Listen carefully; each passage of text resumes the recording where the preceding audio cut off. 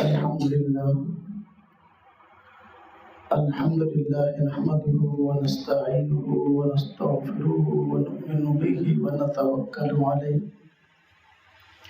ونعوذ بالله من شرور أنفسنا ومن سيئات أعمالنا من يهده الله فلا مضل له ومن يضلل فلا هادي له ونشهد أن لا إله إلا الله وحده لا شريك له ونشهد أن سيدنا وسندنا ونبينا ومولانا محمدا عبده ورسوله أما بعد فأعوذ بالله من الشيطان الرجيم بسم الله الرحمن الرحيم والسابقون الأولون من المهاجرين والأنصار والذين اتبعوهم بإحسان رضي الله عنهم ورضوا عنه وقال الله تعالى إنما يريد الله ليذهب عنكم الرجس أهل البيت ويطهركم تطهيرا وقال الله تعالى النبي من أولى بالمؤمنين من أنفسهم وأزواجه أمهاتهم قال النبي صلى الله عليه وسلم الحسن والحسين سيدا شباب أهل الجنة اللهم صل على محمد وعلى آل محمد كما صليت على إبراهيم وعلى آل إبراهيم إنك حميد مجيد اللهم بارك على محمد وعلى آل محمد كما باركت على إبراهيم وعلى آل إبراهيم إنك حميد مجيد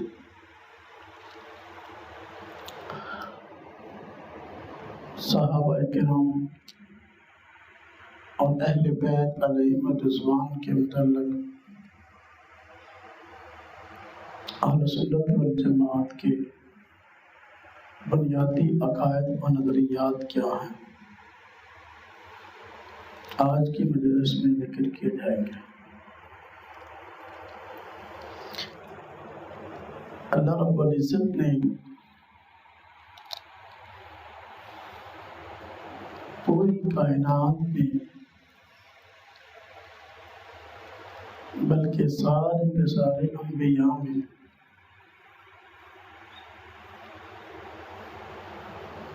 حضرت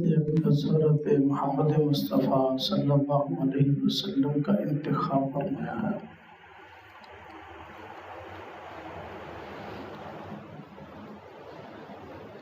اسی طرح اللہ رب العزت نے تمام انبیاء علیہم السلام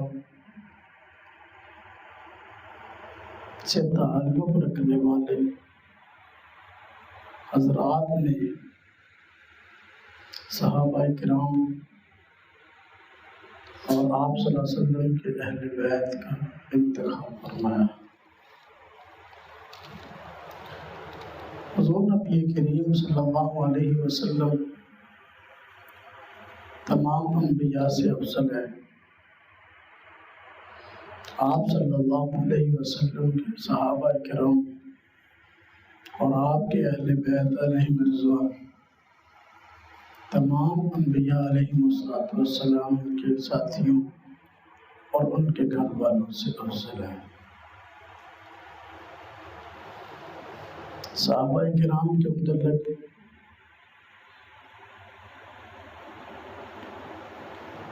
ہم سب کا یہ عقیدہ اور نظریہ ہے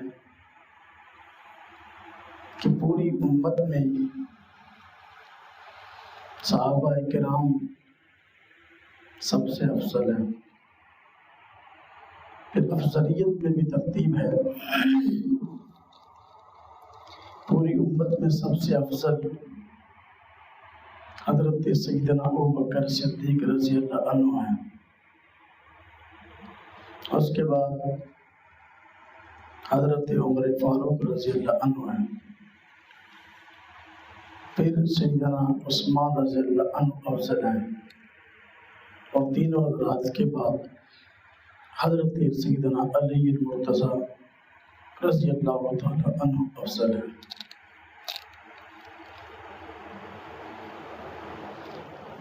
پوری امت میں افضل سیدنا ابوبکر صدیق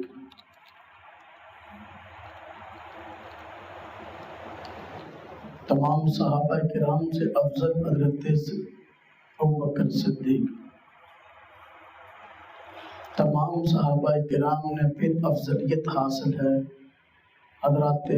خلفاء راشدین کو، یعنی حضرت ابوبکر صدیق، حضرت عمر فاروق، حضرت سیدنا عثمان غنی، حضرت سیدنا علی المرتضیٰ رضی اللہ تعالی عنہ کو۔ خلفاء راشدین کے بعد مقام اور مرتبہ ہے عشرہ مبشرہ صحابہ کرام کا، یعنی ان صحابہ کرام کا مقام و مرتبہ ہے خلفاء راشدین کے بعد کہ جن کو ایک مجلس میں حضور نبی کریم صلی اللہ علیہ وسلم نے جنت کی خوشخبری سنائی تھی۔ عشرہ مبشرہ کے بعد صحابہ کرام میں مقام اور مرتبہ حاصل ہے ان صحابہ کرام کو جو جنگ بدر کے موقع پر شریک ہوئے، جنگ میں بدری صحابہ کرام کا۔ اس کے بعد مقام اور مرتبہ حاصل ہے اصحاب رضوان، یعنی وہ صحابہ کرام جو حدیبیہ کے موقع پر نبی کریم صلی اللہ علیہ وسلم کے ساتھ موجود تھے اور انہوں نے حضور نبی کریم صلی اللہ علیہ وسلم کے ہاتھ پر بیعت کی تھی، ان کو اصحاب بیعت رضوان کہتے ہیں۔ اصحاب بدر کے بعد مقام اور مرتبہ ہے اصحاب بیعت رضوان کا۔ ان کے بعد مقام اور مرتبہ ہے ان صحابہ کرام کا جو فتح مکہ سے پہلے مسلمان ہوئے۔ پھر مقام و مرتبہ ہے ان صحابہ کرام کا جو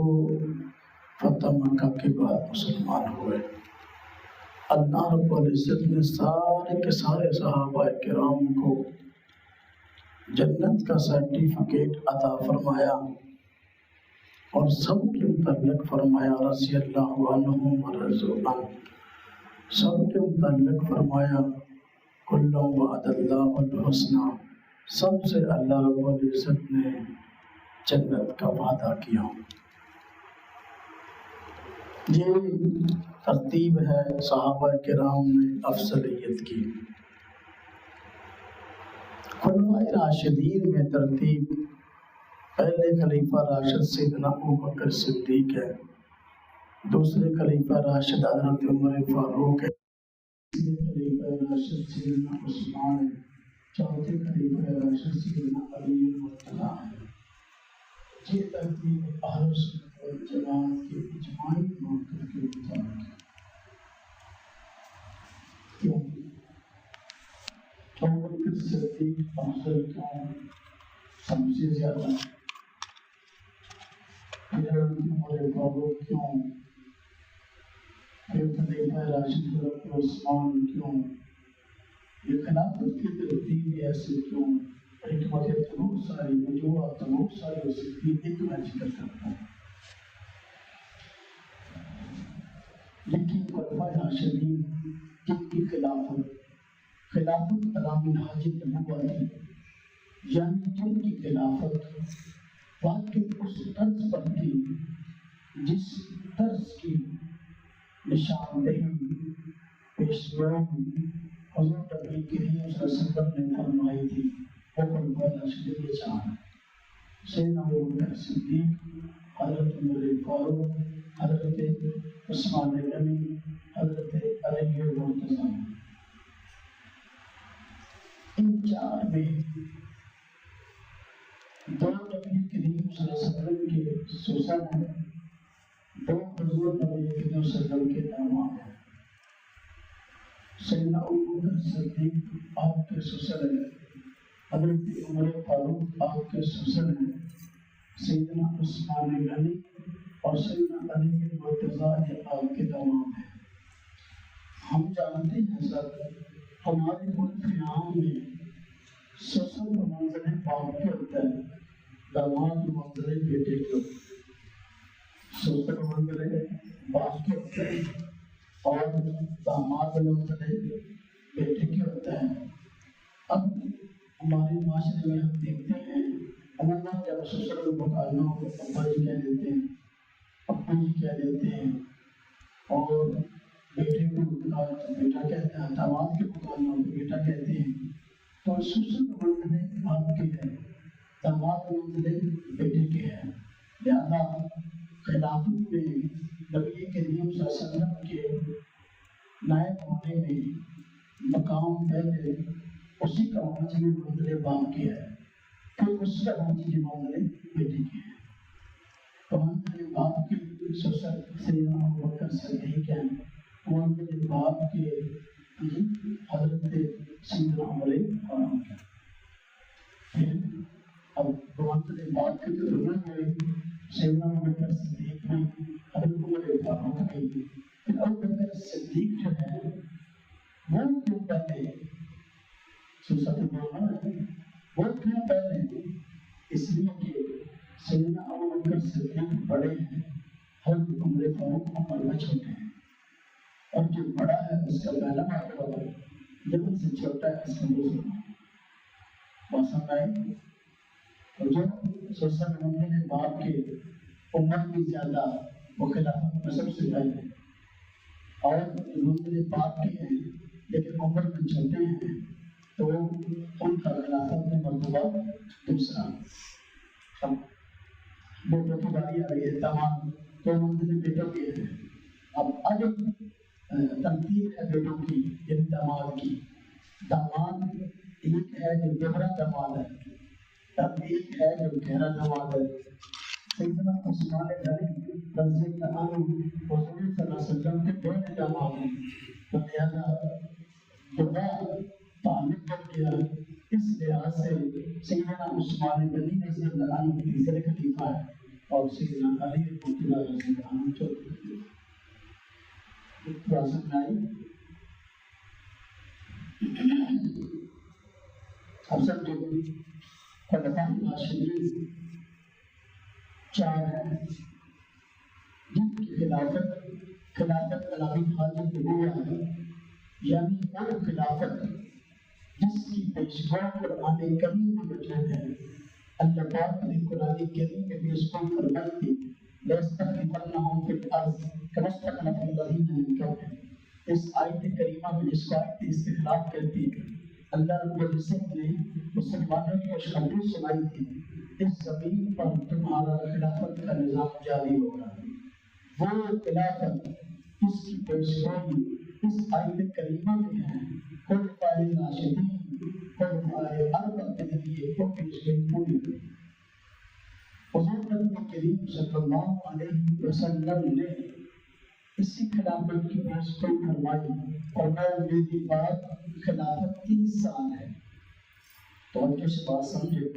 فرمایا میری بات خلافت 30 سال ہے، یعنی 30 سال وہ خلافت ہوگی جو خلافت علامہ حاجت نبوہ ہے، حضور نبی کریم صلی اللہ علیہ وسلم کے بتائے ہوئے طرز کے مطابق، آپ کے منہج کے مطابق، آپ کی ہدایات کے مطابق وہ خلافت 30 سال ہے۔ جب سیدنا علی بن مرتضیٰ رضی اللہ عنہ کی شہادت ہوئی تو 29 سال مکمل ہو گئے تھے، اور اس کے بعد حضرت حسن خلیفہ بنے اور 6 ماہ تک وہ خلیفہ رہے۔ پھر انہوں نے بیعت کر لی حضرت سیدنا معاویہ رضی اللہ عنہ کے ہاتھ پر۔ اس طرح 30 سال مکمل ہوئے۔ سیدنا حسن رضی اللہ عنہ کی خلافت کو الگ خلافت شمار نہیں کرتے، بلکہ حضرت علی رضی اللہ عنہ کی خلافت کا ہی حصہ سمجھتے ہیں آپ کے بیٹا ہونے کی وجہ سے۔ تو اس طرح جس خلافت کی پیشگوئی حضور نبی کریم صلی اللہ علیہ وسلم نے فرمائی تھی، جو خلافت علامہ حاجت نبوہ تھی، وہ 30 سال تھی، اور وہ اس وقت 30 سال پورے ہو گئے جس وقت سیدنا حسن رضی اللہ عنہ نے حضرت معاویہ رضی اللہ عنہ کے ہاتھ پر بیعت کی۔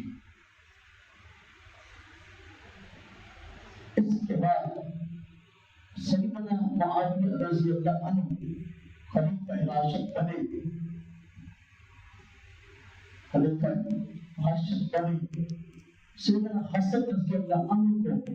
حضور نبی کریم صلی اللہ علیہ وسلم نے مخاطب کرتے ہوئے فرمایا تھا یہ میرا بیٹا سردار ہے، اللہ پاک اس کے ذریعے مسلمانوں کی دو جماعتوں کے درمیان صلح کروائے گا۔ حضرت حسن کے طرف پیشگوئی فرمائی اور نبی کی پیشگوئی اس کی نبوت پر دلیل ہوتی ہے، اور جگرنا نبی کی پیشگوئی یہ اس کی نبوت پر دلیل ہوتی ہے، اس لیے کہ اللہ رب العزت نبی کی پیشگوئی کو پورا فرماتے ہیں۔ جس کی پیشگوئی نبی فرماتے ہیں اللہ پاک اس پیشگوئی کو ضرور پورا فرماتے ہیں۔ قرآن کریم میں بہت ساری پیشگوئیاں فرمائی گئی مستقبل کے اندر، ساری کے ساری نبی کریم صلی اللہ علیہ وسلم نے بہت ساری مستقبل کے اندر پیشگوئیاں فرمائی، ساری کے ساری پوری ہوئی۔ تو جو پیشگوئیاں پوری ہوئی ان پیشگوئیوں میں ایک پیشگوئی سیدنا حسن رضی اللہ عنہ کے متعلق تھی، جو آپ نے فرمایا میرا یہ بیٹا سردار ہے اور مسلمانوں کی دو جماعتوں کے درمیان صلح کروائے گا۔ جب آپ نے امر صلح فرمائی حضور نبی کریم صلی اللہ علیہ وسلم کی بیان کرتے ہوئے پیشگوئی پوری ہوئی، اور اس پیشگوئی کو محدثین نے، علماء اہل سنت والجماعت نے دلائل نبوت میں ذکر کیا ہے کہ نبی کریم صلی اللہ علیہ وسلم کی نبوت کے دلائل میں جہاں اور بہت ساری دلیلیں شامل ہیں، حضرت حسن رضی اللہ عنہ کا صلح کرنا حضرت سیدنا معاویہ رضی اللہ عنہ سے، تو یہ بھی نبوت کے دلائل میں سے ایک دلیل ہے۔ جب حضرت معاویہ رضی اللہ عنہ خلیفہ بنے تو آپ بھی خلیفہ تھے، آپ خلیفہ بنے، آپ کی خلافت اگرچہ خلافت علامہ حاجت نبوت نہیں تھی، اس لیے کہ حضور نبی کریم صلی اللہ علیہ وسلم نے فرمایا میرے بعد خلافت 30 سال ہے، 30 سال پورے ہو چکے تھے۔ حضرت سیدنا امیر معاویہ رضی اللہ عنہ خلیفہ تھے، لیکن خلیفہ راشد نہیں بلکہ خلیفہ عادل۔ کون؟ خلیفہ راشد نہیں بلکہ خلیفہ عادل۔ خلیفہ عادل سے مراد وہ خلیفہ، وہ حکمران کہ جن کے نظام حکومت میں، جن کے دور حکومت میں ظلم نہیں تھا بلکہ انصاف تھا، جن کی خلافت شریعت کے تقاضوں کے مطابق تھی، خلافت شریعت نہ تھی، اسے کہتے ہیں خلافت عادلہ۔ تو سیدنا معاویہ رضی اللہ عنہ بھی اسلام کے خلفاء میں سے ہیں، لیکن آپ کی خلافت عادلہ تھی، آپ کی خلافت عادلہ تھی۔ بہت سارے لوگ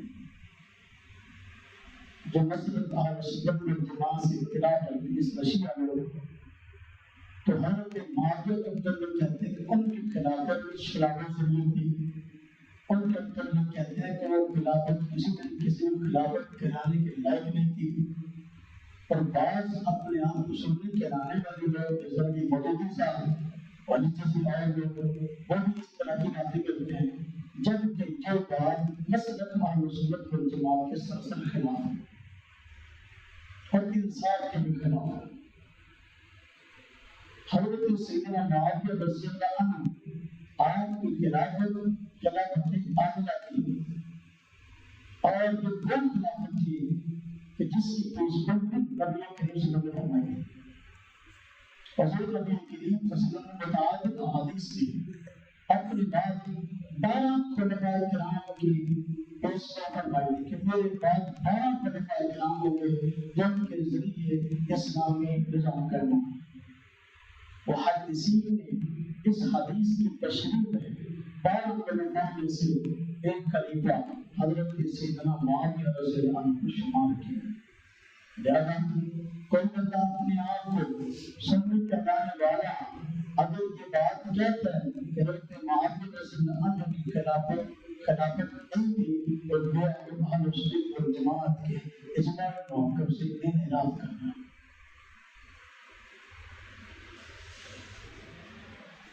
بات سمجھا رہے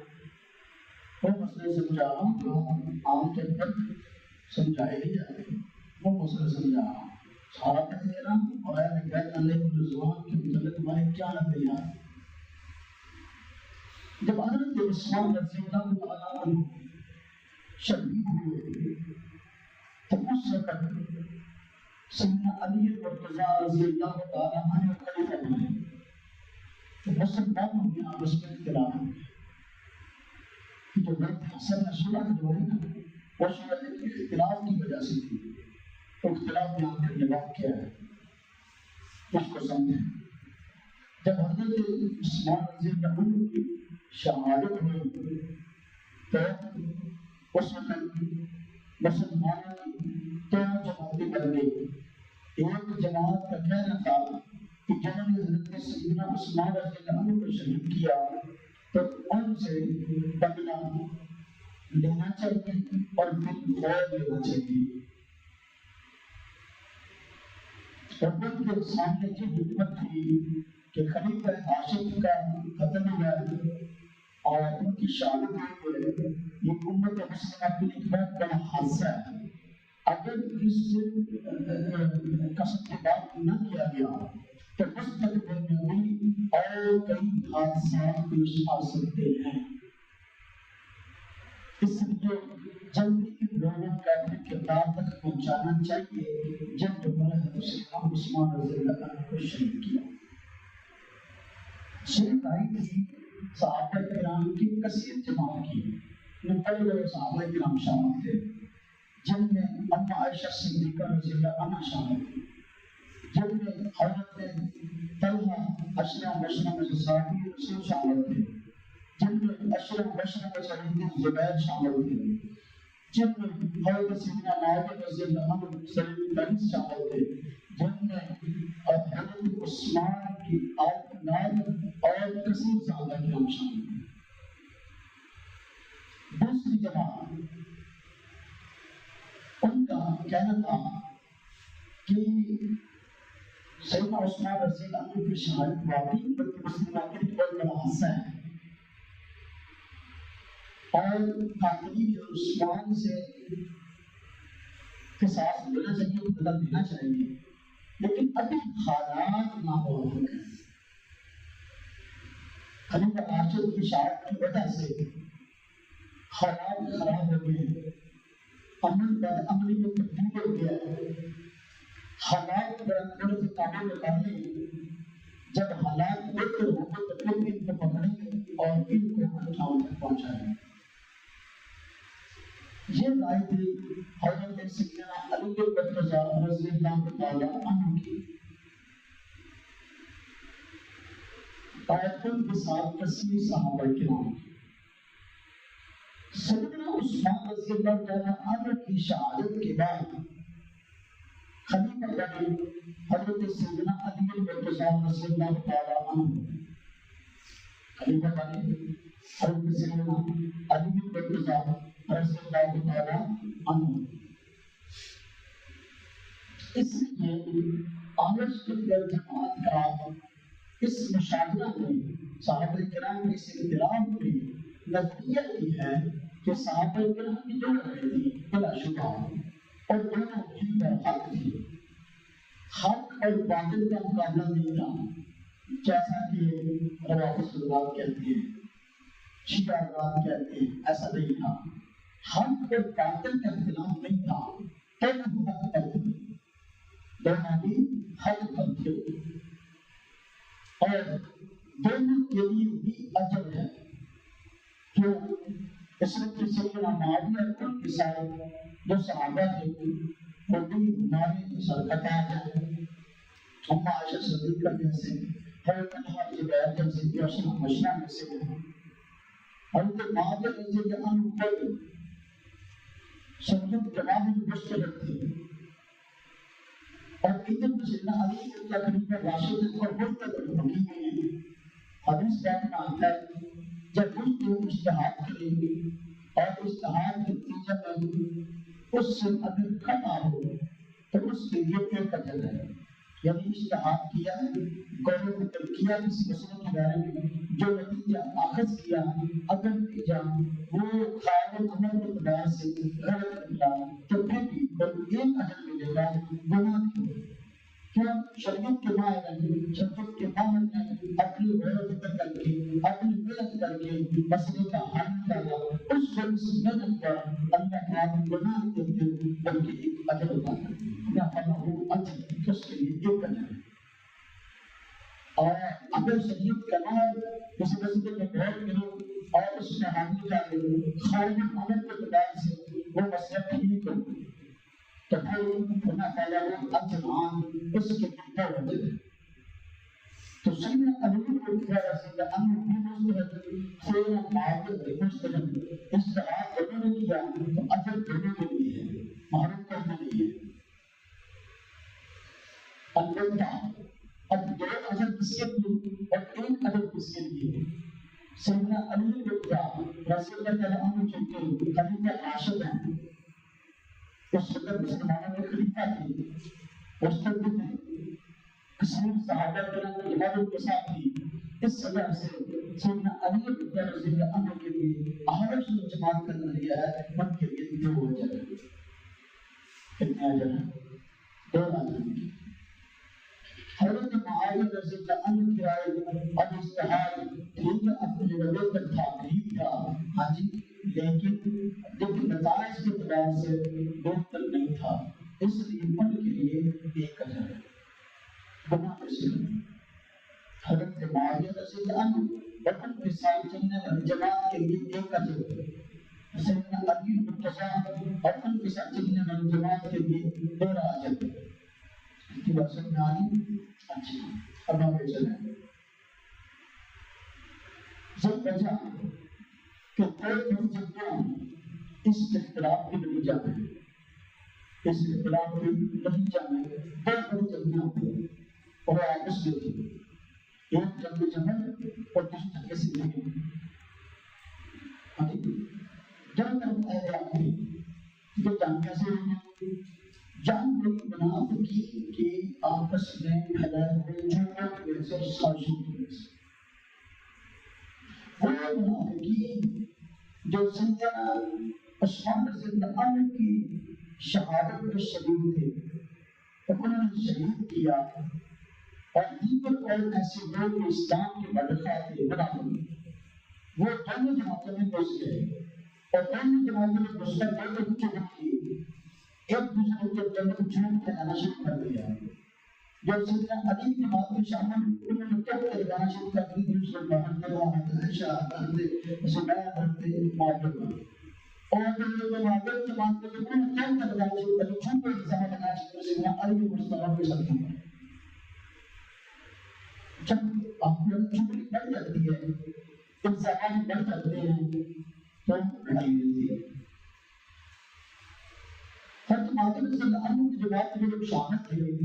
ان کے ذہن میں یہ بات آ رہی تھی کہ سیدنا علی جو ہے حضرت عثمان کا بدلہ لینا نہیں چاہتے، ان کے کافروں کے حامل، حالانکہ ایسا نہیں ہے، حالانکہ ایسا نہیں ہے۔ اور حضرت علی رضی اللہ عنہ کی جو بات میں لوگ شامل تھے، ان کے ذہن میں یہ بات آ رہی کہ ٹھیک ہے حکومت بخت کے بانی ہے، حکومت بخت کے خلاف ان کا مسئلہ عثمان کی شہادت کا بتا نہیں ہے، بلکہ ان کا مسئلہ حکومت کا ہوتا ہے۔ دیکھیں جو بڑی بات میں سب کچھ ایسے ہوتا ہے کہ گاڑی ابا اور چاچا آپس میں نہ بڑھتے، گاڑی بڑھتے کیا ہوتا ہے، کچھ بھی کی وجہ سے ہوتا ہے، جھوٹ کی وجہ سے ہوتا ہے، بس اپنا ماں اور بیٹے کو چگلی کرنے والا بڑھا دیتے ہیں، بھائی بھائی کو چگلی کرنے والا آپس میں بڑھا دیتے ہیں، اس طرح ہوئی تو بزرگ دینے کا نہیں تھا، کس کا تھا؟ اندر گھسے ہوئے منافق اور سازشی۔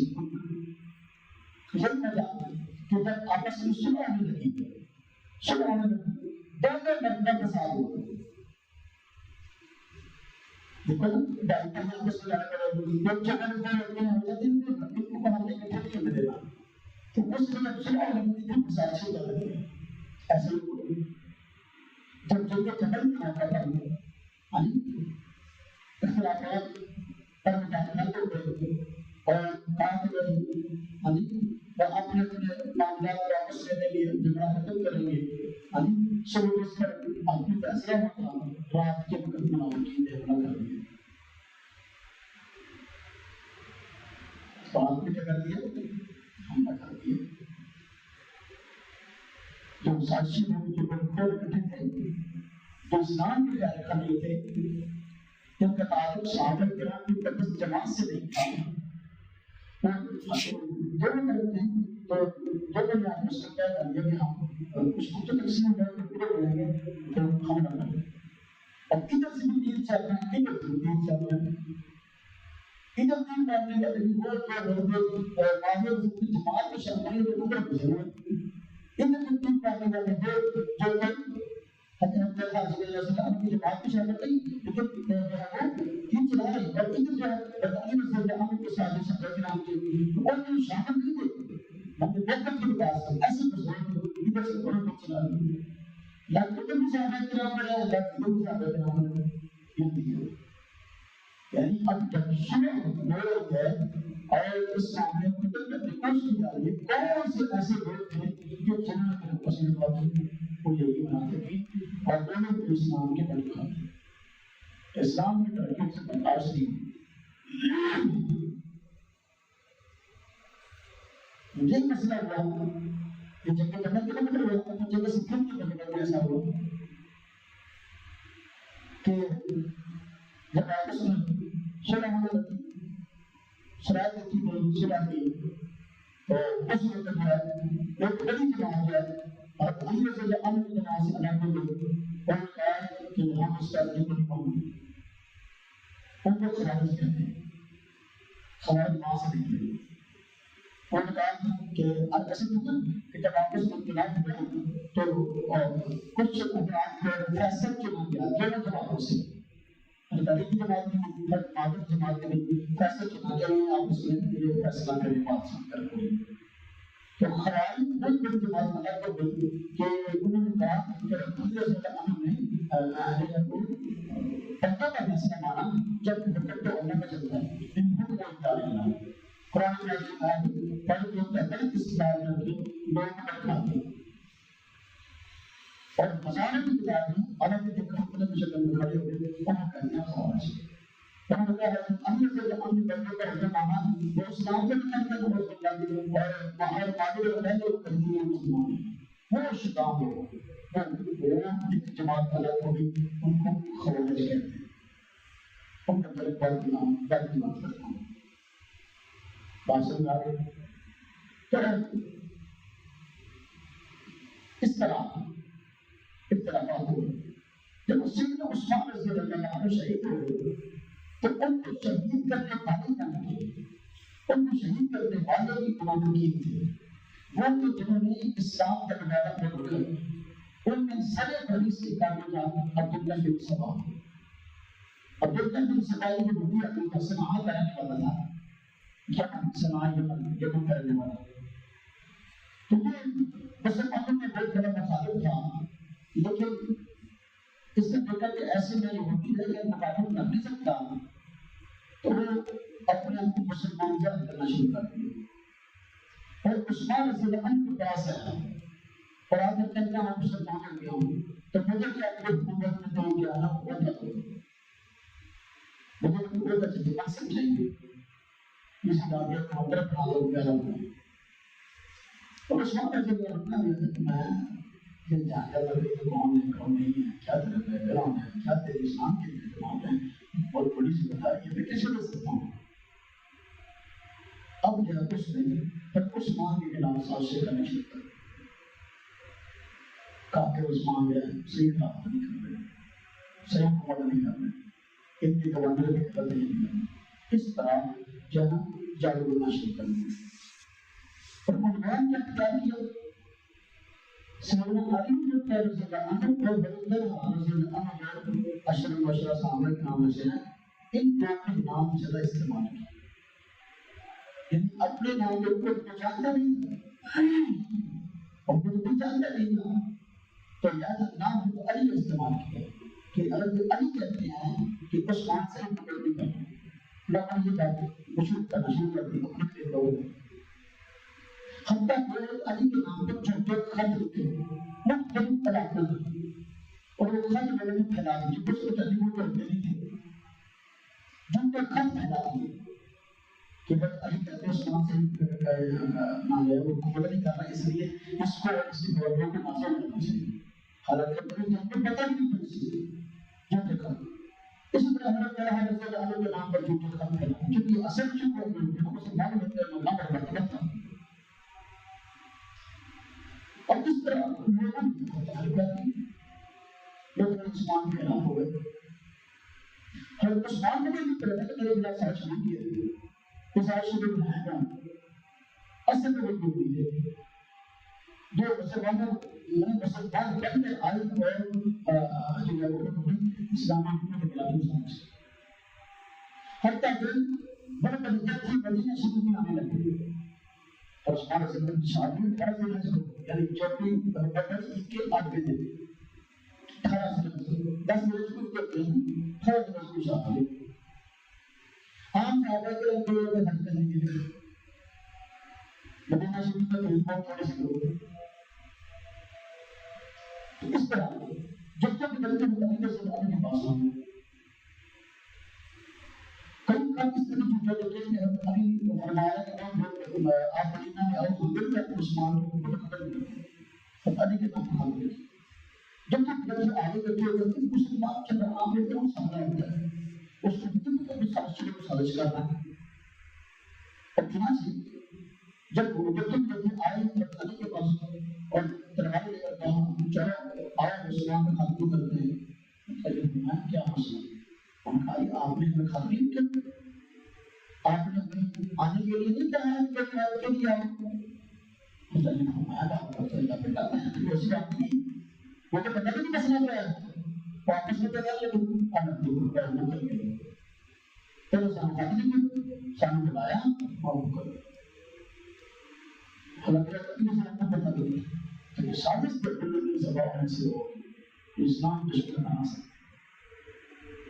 اس طرح حضرت طلحہ کے نام کو خط لکھے جب ان کے پاس آئے گا جیسے میں سمجھ گیا ان سے بھی آدمی کہا چلو عثمان کے پاس پہنچ گیا کوئی مطلب ہی مسئلہ کیا ہے کوئی مسئلہ نہیں ہے عثمان سے یہ بلند کرنا کوئی مسئلہ نہیں ہے آپ کو خط لکھے ہوگا میں نے کوئی خط نہیں لکھا. اس طرح سامش بعد کے شیخ عثمان سے کو شہید کر دیا گیا. اس میں کسی صحابی کوئی نام نہیں تھا کسی صحابی کو صحابی شامل نہیں تھا. اللہ کا مسئلہ سمجھنا ہے کہ سیدنا معاویہ رضی اللہ عنہ کیا ضرورت پیش آئی کہ وہ اسلام کے لیے کھڑے ہوئے کہ ہم عثمان کا ہم نے بتا دیا. عام طور پر اس مسئلے سے لوگ آگاہ نہیں ہیں عام طور پر لوگ اس مسئلے سے آگاہ نہیں ہیں اور کہتے ہیں کہ حضرت علی رضی اللہ عنہ موجود تھے کہ ہم معاویہ کیوں کھڑے ہوئے میں نے بتایا کہ صحابہ کرام کو جماعتیں ہوئی ایک جماعتیں کرتے ہیں جب بھی ہم نے اس کا بدلہ لینا ہے تاکہ کوئی اور وزن نقصان نہ کرے تو ہم معاویہ رضی اللہ عنہ کی جماعت ہے ہر طرح محمد زبیر کو معاشر سے دیکھا ایسی بنا دوسروں نے کہا کہ ہم ہر کے بدلہ دیں گے ہم علی کی جماعت ہے ہر معاویہ رضی اللہ عنہ کیوں کھڑے ہوئے اور اس موقع میں بڑی وجہ کرنا ہے کہ عثمان سے بدلہ لیں گے حق جو ہے علی سے بات کیا بدل دیا ہے. وجہ اس کی عام مسلمان کے بارے میں کہا جاتا گیا ہے اسلام کا قانون ہے جب ظلم بس کو شہید کیا جائے تو یہ اسلام کا قانون ہے کہ قاتلین سے قصاص لیا جائے. جس نے ظلم شہید کیا اس سے بدلہ لینے بدلے میں اس کو قتل کیا یہ اسلام کا قانون ہے. عام بندے کے بارے میں ہے کہ بندے کا راشد کیا ہے اس کے بارے میں قانون نہیں. اصل میں قصاص کا حق حاصل ہوتا ہے میت کے وارثوں کو قصاص کا حق حاصل ہوتا ہے میت کے وارثوں کو. پھر عثمان رضی اللہ عنہ کے ورثاء میں ان کی اولاد ان کی بیوی تھی ان کے بیٹے حضرت عبام اور بیوی حضرت نائلہ. اب وہ انہوں نے جو ہے وہ قصاص کا مطالبہ کیا اور اس معاملے کو سپورٹ کیا حضرت معاویہ رضی اللہ عنہ یہ نبی مرتا ہے اس نے آسان ہم معلوم کیوں کریں انہوں نے کہا کہ پتہ ہے ایسا چاہیے کہ ساس کا انجام کرنے والا کہ اندر خود دعوت ہو اور اس کی بات خود مان لیتی اس لیے حضرت معاویہ رضی اللہ عنہ نے ماندہ نے خط لکھا اور اپنی بیٹے اپنے امان کے ذریعے معاملہ کی اور دیگر بات کے لیے اور جب میں عثمان نے مانگا ہوا تھا تو اس معاملے میں اور عثمان کی بیوی اور کو بلائے کے ہاتھ کی انگلیاں کر گئے تو میں نے اپنے ہاتھ کی انگلیاں جو تھی کبھی اور اسی طرح عثمان نے خون اور انتقام کے پاس بھیجا لیکن کہ کس کے نام ہمارے ساتھ ہوا اب آپ جو ہے ان کا طریق سے قصاص جو وجہ کی وجہ معاویہ رضی اللہ عنہ نے کھڑا ہونے کی حضرات اس بات کو نہ سمجھنے کی وجہ سے سیدنا معاویہ رضی اللہ عنہ بڑا بحث کرتے ہیں اور کہتے ہیں معاویہ کا حکم پیش آئی کہ عثمان کا قتل نہیں کرا دیا کون کہتا ہے اور بات یاد رکھی کہ حضرت عثمان رضی اللہ عنہ اور معاویہ رضی اللہ عنہ چچا کے بیٹے تھے رشتے دار بھی اور حسان نے بھی اپنا حق ان کو سونپا تھا کہ آپ نے ہمیں یہ حق لے کے دیں اس وجہ میں معاویہ رضی اللہ عنہ کھڑے بات کیا میں بات عرض کر رہا تھا کہ مشاورات میں ہمارا جو موقف ہے سو جماعت کا صاحب احترام اس موقف میں اختلاف ہوا تو الحمدللہ ہمارا یہ موقف ہے کہ ہم کسی صحابی پر تنقید نہیں کرتے تمام صحابہ کرام کی طرف سے سب پڑھتے ہیں اچھا کام کرتے ہیں ہم کہتے ہیں سیدنا علی اور ان کے ساتھیوں کے لیے دو اجر تھے ہم ان کی بات زیادہ ٹھیک تھی سیدنا معاویہ رضی اللہ عنہ وہ باطل پر نہیں تھے وہ بھی نہیں کرتے لیکن ان کی بات معاویہ کے اپنے زیادہ ٹھیک نہیں تھی جس کی وجہ سے بتایا کہ آپ کے سامنے نہیں آئے ان کے لیے ان کے سامنے کے لیے ایک اجر ہے سوال دونوں کے لیے ہے گناہ گار کو بھی اگلی بات اہل بیت علیہ السلام کو یہ کرنا کچھ بات ہے ابھی کچھ وقت پہلے ہمارا جلسہ ہوا اس سے میرے بڑے تفصیل سے عرض کرتے ہیں اہل بیت علیہ السلام الحمدللہ اہل سنت جماعت کا عقیدہ ہے یہ بھی ہمارے سر کے تاج ہے اہل بیت سے بڑا حضور نبی کریم صلی اللہ علیہ وسلم کی گھرانیت یعنی امت کی ماں ہے اور اہل بیت سے بڑا سیدنا علی مرتضیٰ حضرت حسن حضرت حسین رضی اللہ عنہ حضرت فاطمہ رضی اللہ عنہ یہ حضرات بیت العقیدہ میں ہمارے اہل سنت جماعت کے مقتدا ہیں ایسا نہیں ہے یہ صرف شیعہ کا مقتدا ہے ہم تقسیم کے قائل نہیں کہ ہم ایک کو مانیں اور ایک کو نہ مانیں ہم الحمدللہ صحابہ کرام کو بھی مانتے ہیں اہل بیت علیہ السلام کو بھی مانتے ہیں یہ سب ہمارے سر کے تاج ہے الحمدللہ سیدنا علی رضی اللہ عنہ کو اپنا مقتدا مانتے ہیں جنتی مانتے ہیں خلیفہ راشد مانتے ہیں نبی کریم صلی اللہ علیہ وسلم نے فرمایا ایک موقع پر جنگ میں جا رہے تھے حضرت علی پیچھے چھوڑا فرمایا اے علی تو میرے ساتھ ایسے ہے یا تیرا تعلق میرے ساتھ تیرے نسبت میرے ساتھ ایسے ہے جیسے کہ حضرت موسیٰ کی حضرت ہارون سے ہم تدبی حضرت ہارون میں موسیٰ لیکن چونکہ حضرت ہارون میں نبی کو موسیٰ کے نبی تھے تو فرمایا کہ میری بات کو نبی نہیں ہے جو نبی نے اس نے فرمایا کہ میں علی سے محبت کرتا ہوں نبی کریم صلی اللہ علیہ وسلم نے حسین رضی اللہ عنہ کی طرف میں الحسین منی و انا الحسین میں حسین حسین ہوں حسین مجھے ہے نبی کریم صلی اللہ علیہ وسلم نے الحسن و الحسین سکتا شباب الجنہ حضرت حسن اور حسین یہ جنتی نوجوانوں کا سردار ہے نبی کریم صلی اللہ علیہ وسلم نے فرمایا کہ فاطمہ جو ہے یہ جنتی عورتوں کی جنتی خاتون کی سردار ہے تو ان کے بجائے الحمدللہ ہم لوگ قائم ہیں باقی رہی بات حضرت حسین رضی اللہ عنہ خادم یزید کے ساتھ معاملہ پیش آیا اس معاملے میں یزید کی ہم کسی صورت میں غلطی نہیں ہے ہم سیدنا حسین رضی اللہ عنہ کے ساتھ ہیں اور ہم حضرت حسین کو حق پر سمجھتے ہیں اور حضرت علی رضی اللہ عنہ کو حق پر سمجھتے ہیں یزید کو ہم حق پر نہیں سمجھتے اور اس کرتے ہیں جن پر سے قادر آدمی تھا اور وہ خود حکمران بن بیٹھا اس کے پسیب اپنا صحابہ کرام جو اس کے حیات تھے اور انہوں نے اپنے مشورے سے اس پر قرآن نہیں بنایا خود حکمران بن بیٹھا اور زبردستی دوسروں سے کہتے ہیں میری مجھے آ کر تسلیم کرو. حضرت صلی اللہ علیہ وسلم اپنے انکار نہ کیا تھا اس کے قسط حضور کی وجہ سے. یزید کے ماننے نہیں ہے. حادثہ کربلا میں پیش آیا. حادثہ کربلا میں ظلمن حضور کرنے کے نبی صلی اللہ علیہ وسلم کا خاندان وہاں شہید ہو گیا اور ہم ان سب کے جلدی ہونے کی بات کرتے ہیں, ان کے حق ہونے کی بات کرتے ہیں. اللہ تعالیٰ بنا ہوا تقول کے لیے جبتا وہ سبیل کا لوگات الاحیاء بناقیدہ تشعرون, ان لوگوں کو جو اللہ کے راستے میں شہید ہو رہے ہیں بلکہ نہ کر بلکہ زندہ ہیں, تمہیں ان کی زندگی کا شعور نہیں ہے. ایسے شہید کی جو موت اور امراض کی یاد ہے, اس سلسلے میں یہ بات یاد رکھیں. بعض لوگ یہ غلط بنے بناتے ہیں حضرت حسین رضی اللہ عنہ حکمرانی کی خواہاں تھے, ایسی بات نہیں ہے. ان لوگوں کی نظر میں حکومت کی کوئی حیثیت نہیں ہے. حضرت حسین رضی اللہ عنہ جو مدینہ طیبہ سے مکہ مکرمہ سے چل کر گئے کربلا میں کوفہ کی طرف جا رہے تھے, مقصد حکمرانی نہیں ہے, مقصد معاملات کو سلجھانا تھا, مقصد معاملات کو سلجھانا تھا. یزید کے قبیلوں کی طرف سے مستقل جو ہے وہ سید کے احکامات کی خلاف ورزیاں اور ظلم ہو رہا تھا, اور لوگوں نے حضرت حسین رضی اللہ عنہ کو متعدد خط لکھے کہ آپ ہمیں اس ظلم سے نجات دلائیں. تو حضرت حسین رضی اللہ عنہ معاملات کو سلجھانے کے لیے وہاں اسیر کوفہ کی طرف جا رہے تھے. کوفہ کے لوگوں نے خط لکھے. جب بدل جب یزید کی فوج آمنے سامنے آئی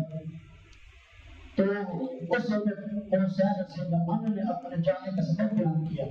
اور پھیلا جو اس خط لکھے تھے سارا اپنے سبب یہ کر دیا. اور میرے آنے کی غرض یہ ہے کہ کوفہ والوں نے یہ خط لکھے کہ آپ کو ظلم ہو رہا ہے, آپ ہمیں ظلم سے بچائیں. لیکن کوفہ والے خود بچا نکلے. انہوں نے خط تو لکھی. جب حضرت سیدنا حسین رضی اللہ عنہ نے اپنا حال اور حالات معلوم کرنے کے لیے کوفہ میں اپنے چچا کے بیٹے مسلم بن عقیل کو بھیجا کہ جب اللہ کو دیکھو کوفہ والے نے خط لکھے کہ معاملہ ایسی ہی نصیب کر رہے ہیں اور باقی لوگ حکومت کے خلاف باقی کام ہو رہے ہیں. دل کو ہماری مدد کرنے والے قانون ہمارے کارکن کون ہے؟ پہلے میرے لوگ آپ کے ساتھ ہوئے, لیکن جب میں زیادہ کوفہ کا نمبر بن کے آیا تو اس کے نام کو تیار سارے کے سارے لوگ کر دیں اور اس پر نذیر رضی اللہ عنہ کو شہید کر دیا تھا. کربلا کے میدان میں حضرت حسین رضی اللہ عنہ خلق پہنچی, اس پر نذیر شہید کر دیا. کوفہ والے سارے مر گئے, کوفہ والے سارے مر گئے. اب حضرت حسین رضی اللہ عنہ نے کوفہ جانے کا ارادہ کر دیا, مانی جاؤں گا. یزید کی فوج کے سامنے اپنے 3 مطالبات رکھے کہ 3 طاقتوں سے معلومیت کی اقدامات کریں. نمبر 1, کیونکہ مسئلہ مجھ سے یزید کو ہے, لہذا یزید کے پاس مجھے بھیجا اور میں اس سے بیٹھ کر جو معاملات طے کروں. نمبر 1. دوسرا میں رکھا یا مجھے واپس کر دینا. میں جو قائم کو میں نے بھی ہمدردی کے لیے کوئی سارا ہوتا ہے کہ میں نے وجہ کر دیا تھا میں مجھے واپس کرنا.